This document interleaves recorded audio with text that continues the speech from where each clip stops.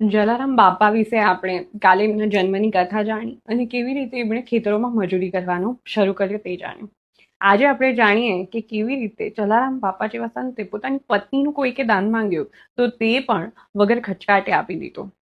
તો જલારામ બાપાને એક દિવસ એવું થયું કે એ લોકો 2 જ જણ છે અને ખાતા પીતા 40 માપ જેટલું અનાજ વધે છે અને તેમણે તેમની અનાજના ભંડાર ખુલ્લા મૂકી દીધા ગરીબ ગુરબા માટે. નિસ્વાર્થ કરેલું કોઈ પણ કાર્ય એડે નથી જતું એટલે લોકોના ધાડે ધાડા ઉતરવા લાગ્યા અને આખરે એક દિવસ ભગવાનને પણ ભક્તની કસોટી કરવાનું મન થયું. તેમણે એક વૃદ્ધ સંતનું રૂપ ધરીને જલારામ બાપા પાસે આવ્યા અને જલારામ બાપાએ કહ્યું કે મહારાજ ભોજન કરી લો. તો એ સંતે કહ્યું કે મારી તો બીજી મહેચ્છા છે, હું ભોજન નથી કરવાનો. ત્યારે જલારામ બાપાએ અતિ પ્રેમથી કહ્યું કે મહારાજ તમારી જે મહેચ્છા હોય તે જણાવો, મારા હાથમાં હશે તો હું તમારી એ મહેચ્છા ચોક્કસ પૂરી કરીશ.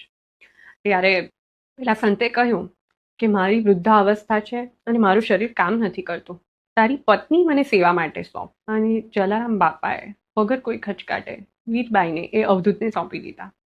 એ અવધૂત વીરપુરથી થોડે દૂર ગયા, ત્યાં જંગલમાં બેઠા અને થોડી વારે એમણે વીરબાઈને કહ્યું કે તમે આ જોડી અને ધોકો રાખો, હું હમણાં આવ્યો. વીરબાઈ ત્યાં રામ નામ જપતા બેઠા. 1 કલાક થયો, 2 કલાક થયા, 3 કલાક થયા, પેલા અવધૂત પાછા ફર્યા જ નહીં.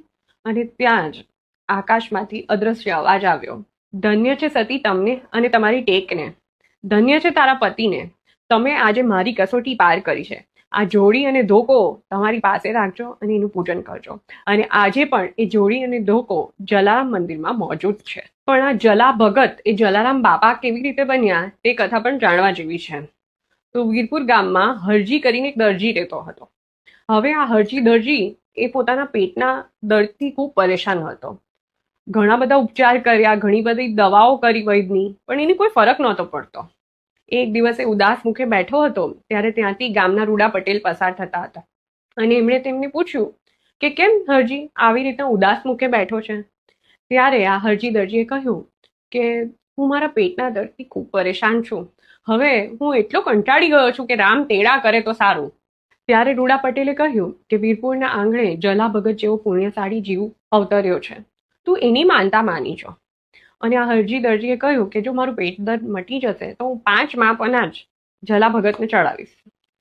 જલારામ ભગતની પ્રથમ માનતા માનનારો એ હરજી દરજી હતો અને જલારામ બાપાને બાપા સંબોધન કરનારો વ્યક્તિ પણ એ જ હતો.